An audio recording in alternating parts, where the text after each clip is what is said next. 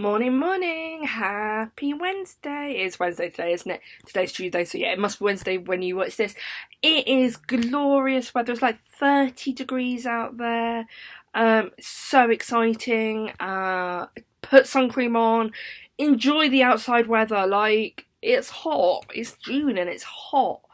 You're really, really lucky. I do apologise for my hair. It's very curly today. It's very, very curly, isn't it? Anyway, today is an English day. No dancing or singing from me again. What can I say? I might teach you how to do I'm alive, alert, awake, enthusiastic. I can always beat you guys, I'm afraid. Standard thing. Anyway, let's get on with some English, shall we? Right, let's bubble find myself. There we go. Let's PowerPoint myself. So today is, oh dear, that wasn't a good idea. Wednesday the 24th of June 2020, and it is Myths and Legends lesson 8. If you're not in year 5, probably shouldn't be watching this. Don't think you really want to watch my really bad humour all morning. You guys know this, like, do I need to go through it? Pen or a pencil, piece of paper, notebook, something like that. And then access to the lesson 8 on Myths and Legends booklet. Yeah.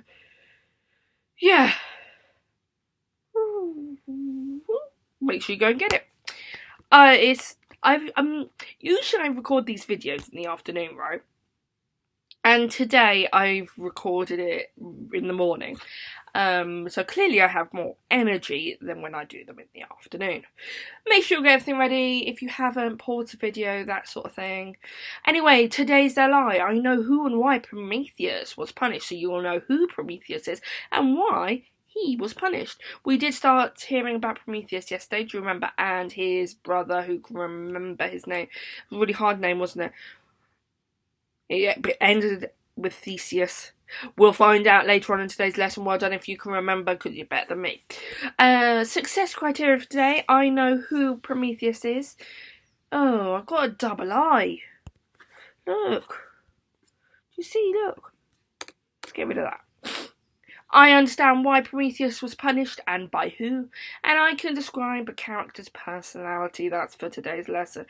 I am going to be helping a lot more with the Churchill emails because Miss Merchant is in school, so I look forward to seeing your English work, guys.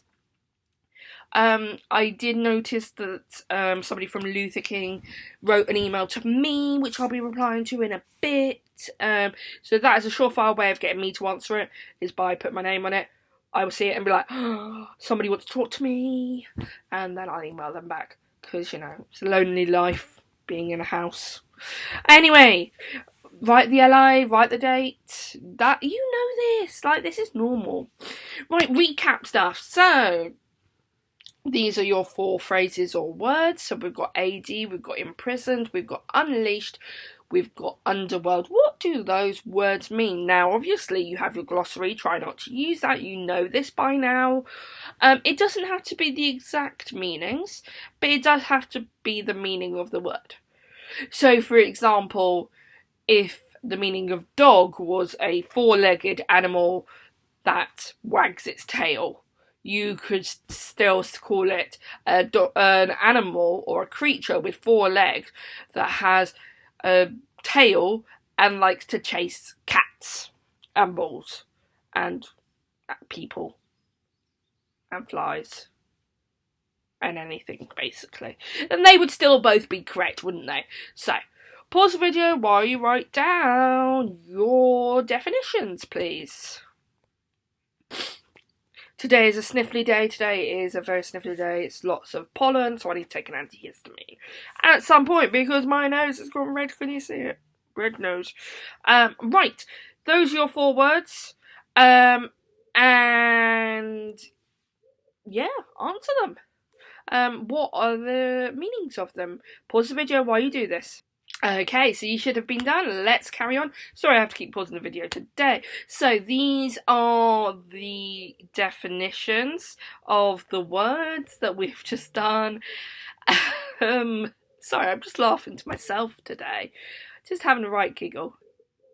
So, AD is representative of Anno Domini and is used to label the years after the estimated birth of Jesus Christ. Imprisoned, kept in prison or kept captive, and that's an adjective. Unleashed, to be released like a dog from a leash, and that's a verb. Underworld, the mythical abode of the dead, imagined as being under the earth, and that's a noun. I hope you did well on those. Remember to keep revising these different types of vocabulary. Tomorrow we're going to have like a recap on what we've learned. So really do go over the learning you've done over the last couple of weeks. So, answer the questions below. You do not need to write in full sentences. So, who instructed Epimetheus? That was Who instructed Epimetheus and his brother to create some creatures? I really should not be responsible for answering these questions. Why was Prometheus chosen to create man? How did Prometheus feel about the humans he created? What did he feed them with?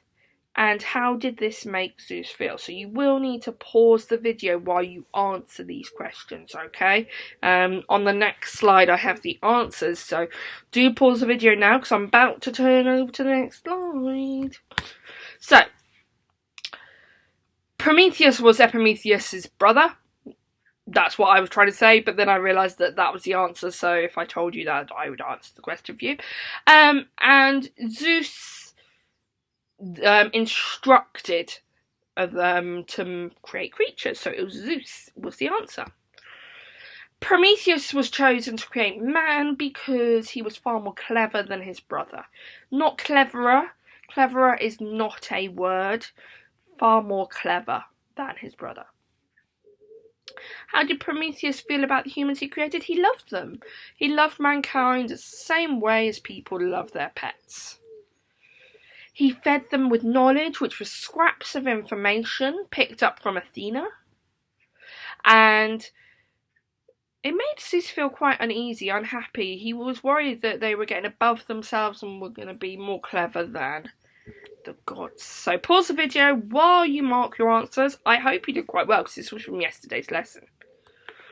So, can you match the gods to their descriptions?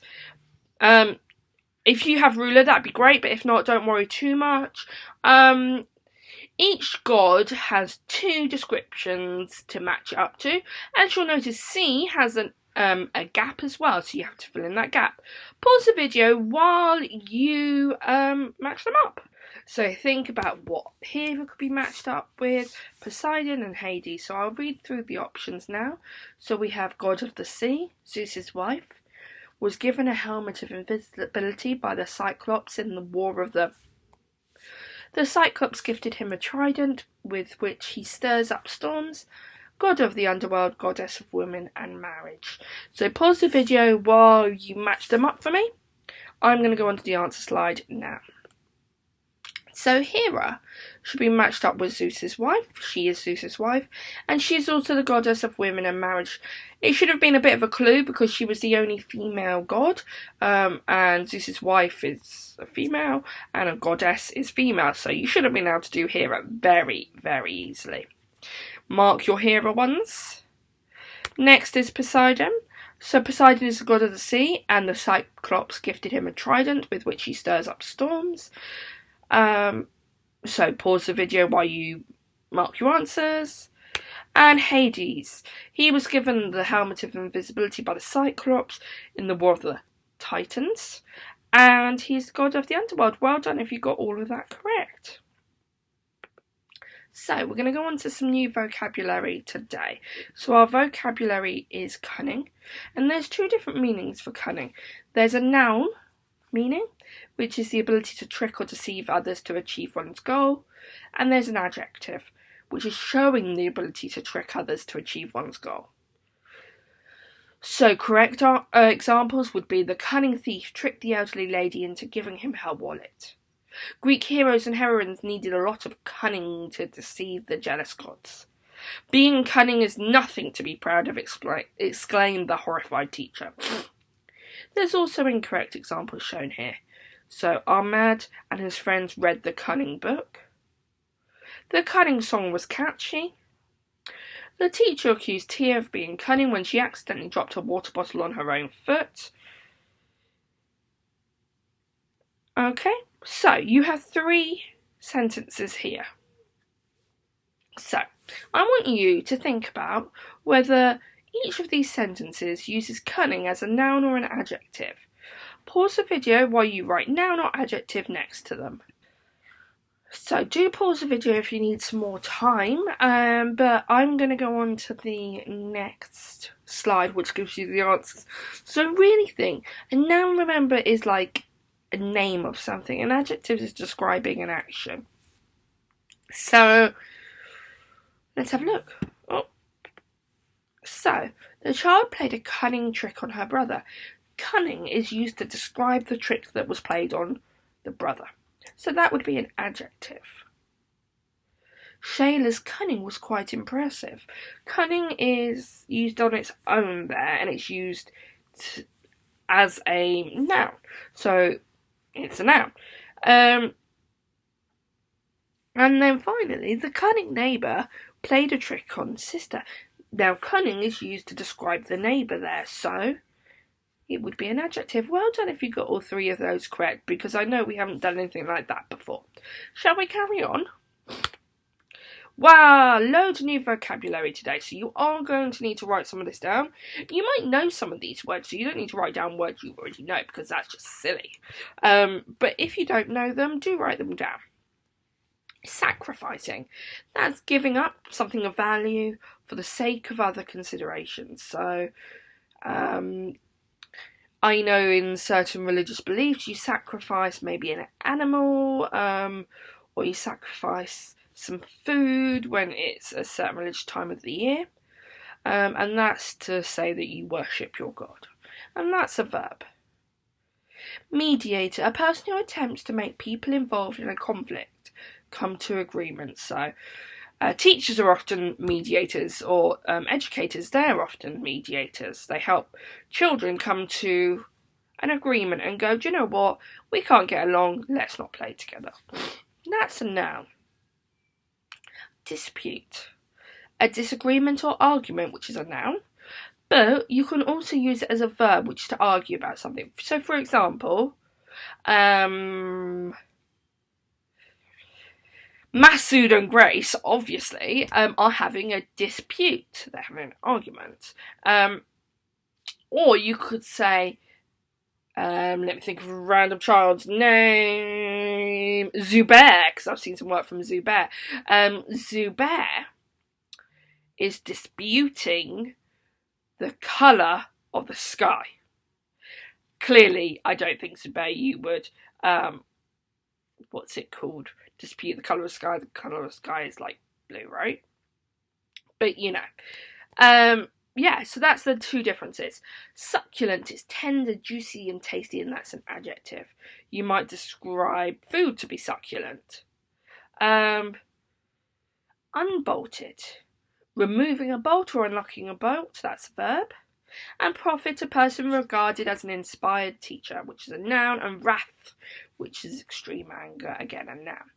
Pause the video, you do need to write down some of these words. It will really, really help you. So, I want you to think about Prometheus' story so far. Why do you think he punishes him? Start again. Who do you think punishes him and why? I'd like you to write down a couple of sentences explaining this for me. Pause the video while you do that. And I'm going to go on to your reading booklet, hopefully.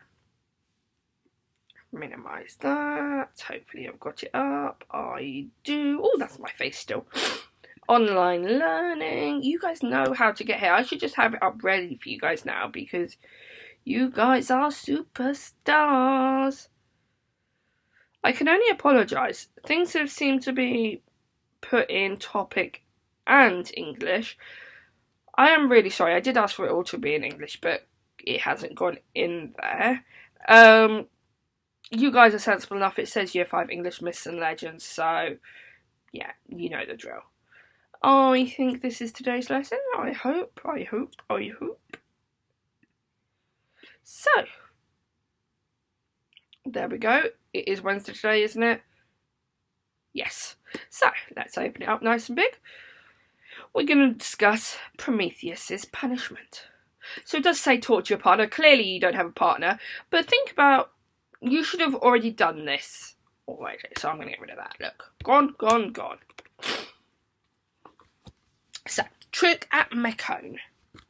Prometheus had taught man to stay at the right side of the gods by regularly sacrificing the best animals from their herds. A herd is like a group of animals. A special sacrificial bull had been chosen for Zeus at... I don't like hard words. I find them weird. Sion. But the question was, which part should be reserved for the god and which part should be kept for the men, who worked hard to raise the animals? As usual, Prometheus acted as the mediator in the dispute, but unwisely he decided to play a trick on Zeus. Oh dear. When the bull had been killed and cut up, he took 2 sacks. Into one of these he put all the most succulent portions of meat, the rump, the fillet, the sirloin, and the rib, but concealed them beneath the stomach bag, which was all white and rubbery and generally disgusting to look at. Into the other went the bones and the gristle, the eyeballs and the hooves. In short, all the most unappetizing parts of the bull, the bits you don't want to eat. But these were covered with a layer of fat to make them look as delicious as possible. Then Prometheus took both sacks and knelt before Zeus. "O mighty king," he said, "why should there be any quarrel between you?" Quarrel's like an argument, a dispute. "And the little creatures who inhabit the world. Take this matter of sacrifice. It seems that nobody can decide who should get it exactly what. Well, as you are the king of Olympus, why don't you choose for yourself? I have divided the bull between these 2 sacks. Which one do you want?" So Zeus would only be able to see the top of the sack, wouldn't be able to go in and have a look through. So Zeus naturally chose the one with the fat on the top. He had never suspected that a Titan could think up of such a scheme, and was completely deceived. The Titan, Prometheus, had tricked Zeus. However, when Zeus learned that he had been deceived, he said, "Let Prometheus and the humans eat their meat raw," that means uncooked. "I will never let them have fire." And with those words, he reached out with one hand and snatched the fire from the world. Prometheus knew that mortals would need fire in order for civilization to develop. That means like lifestyle, living, and building worlds. So he went to one of his friends in the house of the gods, Athena. Hearing him knocking on a side door, the goddess of... Do you remember? Athena is goddess of wisdom, isn't she? We'll double check, because I always worry that I get it wrong. Goddess of wisdom. Let's go back to... it would have been last week, and it would have been lesson 3. Let's have a look. The goddess of wisdom. Fantastic if you got that right. Where should I be? Unbolted it and let him in. Then Prometheus rode up to the sun and, using his bare hands, broke off a blazing firebrand. This he carried back to earth, thrusting it into a giant fennel leaf. And in this way people once again were able to enjoy warmth, bake breads, and cook meat. But the secret could not be kept for long. So, let's just go through that because it's a little bit tricky. So, Athena helped Prometheus come up with a way that he could save the fire for the earth again. Okay, so he rode up to the sun and using his bare hands, he broke off a piece of the sun and he carried it back to earth. And thrusting it into a big fennel leaf. That's like a herb. Actually, it's not a herb. Fennel is like a vegetable. Then, like a spear, everyone was able to enjoy the heat. The next time Zeus looked down from Mount Olympus, he saw something red and yellow glimmering under a towering column of grey smoke. Titan, he roared, you have disobeyed me. What is there to prevent me from casting you down into Tartarus with your brethren? That's your brother. And destroying these vile insects, these men to whom you have given gifts reserved for the immortals alone. The immortals, remember, are the gods, the people who can live forever. Now Prometheus was a prophet, a special person, and whatever he prophesied was certain to be true. Lord Zeus answered Prometheus quietly, I know what it is to come, and how cruelly you will punish me for all I have done. But there are two things you can do. No immortal may take away the gift an immortal has once given. So you will not deprive men of fire now I have made it theirs. And I am certain that you will not destroy mankind. When I tell you that a man, your son, born of a mortal woman, will save you and all the Olympians on that future day when Tartarus will release the Titans, meaning to avenge their defeat in the Titans' war. What do you think that means? It's going back to the Titans' war, isn't it? So Prometheus is hoping Zeus won't actually take away the two things that Prometheus has given the people. So that's fire, and also it's basically don't destroy mankind, because if you destroy mankind, you're going to be destroying your own son, because your son was born of a human. Then the wrath of Zeus was terrible. He seized Prometheus and chained him to a pillar on the freezing slopes of the Caucasian mountains.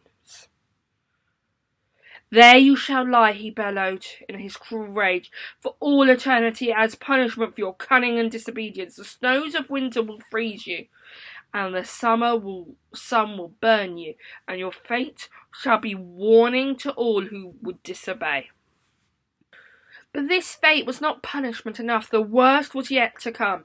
Every morning a huge eagle landed on the wretched Titan's chest, and even as he screamed in rage and horror, tore out his liver and devoured it. That means eats it up. And every night, while Prometheus shivered in the glacial temperatures, that's really cold, his liver grew whole again. In this way, the horrible torture could be repeated again and again and again until the end of time. So there's not many activities to do today. That's a really hard text, actually. I really would like you to reread it because it's really detailed.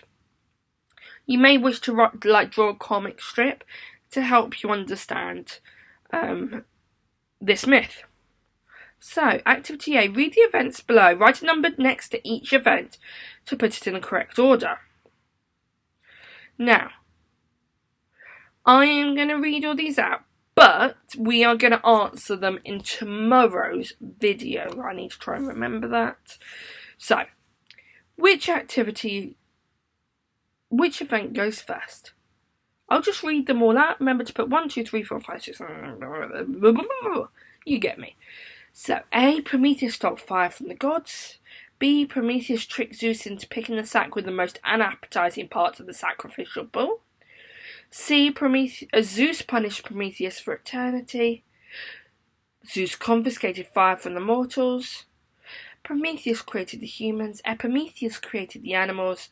Prometheus prophesied that Zeus's own son would save him from the Titans in the next battle. So label them in the correct order. We'll go through the answers tomorrow. Okay, so answer these questions. Why did the mortals require fire? Why could Zeus not take the fire back? Why did Prometheus enlist to help him in his mission? Why did Zeus not destroy the mortals? What was Prometheus's punishment, and how does that compare to Atlas's punishment? Of course, you need to pause the video and write down your answers. Again, we're going to go through the answers tomorrow. And the last activity on your reading booklet, I want you to consider the whole story. Do you think Prometheus was cunning or foolhardy? Do you think he was silly or he was smart? Explain your answers using the words cunning, foolhardy, punishment, and eternity. Don't forget your capital letters and full stops. I expect at least a paragraph from Blue Zone. Now, going back to this booklet, or this PowerPoint, it does ask you to also create a character profile, like you did yesterday about Prometheus. So yesterday you did one about Zeus. Today I want you to do one about Prometheus, to really understand who Prometheus is. I cannot wait to see all your work. It's yr5 at grange.harrow.sch.uk. Have a lovely day. Be good, do lots of work, and I can't wait to see it. Bye, guys.